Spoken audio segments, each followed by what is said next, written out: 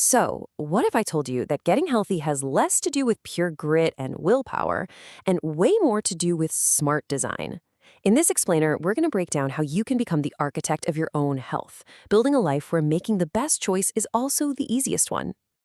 All right, first up, let's talk about something we've all been through, the willpower trap. You know that feeling, right? You start the day with all this motivation, ready to conquer the world, and by dinner time, it's just gone. It really is the classic battle, isn't it? Your brain knows the salad is the right move, but your thumb is already opening the pizza app. You swear you're going for a run in the morning, but that snooze button is just so convenient. So what gives? Why does the gap between what we want to do and what we actually do sometimes feel like a canyon? Well, here's the thing. Your willpower isn't infinite. Think of it like a phone battery. You start the day at 100%, but every single decision you make, what to wear, how to answer an email, what to say in a meeting, it drains that battery bit by bit. So by the time you get home, you're running on empty. And your brain, it's not looking for a challenge. It's looking for the easiest possible option. But what if we could totally flip that script? What if the easy path, the path of least resistance, actually led to a healthy choice? This is where we stop trying to fight ourselves and start getting smart about designing our environment. And this is the big idea, the real aha moment. We've been told for so long to just try harder, to have more discipline, but the secret isn't more effort, it's a better system. The problem isn't that you're failing, it's that your environment is failing you. It's a design flaw, not a personal one. So what's this powerful strategy called? It's environment design. It's all about intentionally shaping your space, your kitchen, your desk, even your phone, to gently nudge you toward your goals, so you don't even have to think about it. It just happens. And the difference here is everything. The old way is a constant, exhausting battle. It's you versus your cravings every single day. The new way, the design way, it removes the battle. You're not trying to resist the temptation for chips, because the chips aren't sitting on the counter in the first place. It's like instead of trying to swim against a strong current, you just change the direction of the river. Okay, so how do we actually do this? It all boils down to two really simple but super powerful parts. First, we need to add a little bit of friction to the things we want to do less of. The idea is just to put a few small roadblocks between you and your not-so-great habits.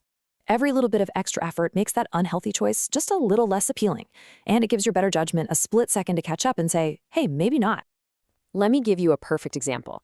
Path 1, the cookies are sitting right there on the kitchen counter. You see them, you grab one, zero effort. Path 2, the cookies are in a sealed container way up on the top shelf, tucked behind that heavy slow cooker you never use. Now you have to really want that cookie, right? Suddenly, that apple sitting on the counter looks pretty darn good. All you did was make the unhealthy choice a hassle.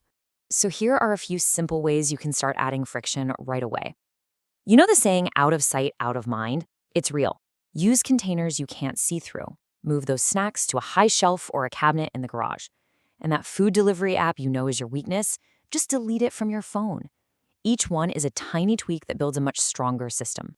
Now for the other side of the coin, which is honestly just as important, if not more so, we've got to remove all the friction from our healthy habits. Think about it. If doing the right thing is a chore, you're just not going to do it when you're tired. The goal is to set up your world so that the healthiest choice is also the laziest choice. We want to make health the default setting. And here's your action plan. Spend a little time prepping healthy food. Then put it right at eye level in the fridge so it's the first thing you see. Don't keep your water bottle in a cabinet. Have it right there on your desk, always. Want to work out in the morning? Lay out your clothes and put your shoes by the bed. You're systematically removing every possible excuse before it even comes up. You're making it almost impossible to fail. So when you put all of this together, what does it really mean? It means you get to stop feeling like a victim of your own impulses and step into the role of being the architect of your own life. There's this quote that just nails the whole idea perfectly. Your goal to be healthier, it's a great goal. It was never the problem. The problem was the system you were trying to operate in. So stop trying to force a good outcome from a flawed system. Rebuild the system itself.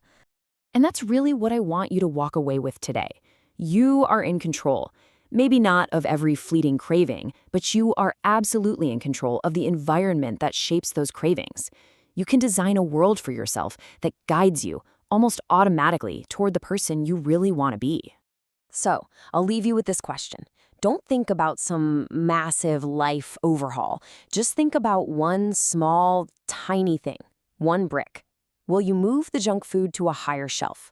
Or maybe put a big, beautiful bowl of fruit on your desk? What's the first brick you're going to lay right now to start building a healthier life?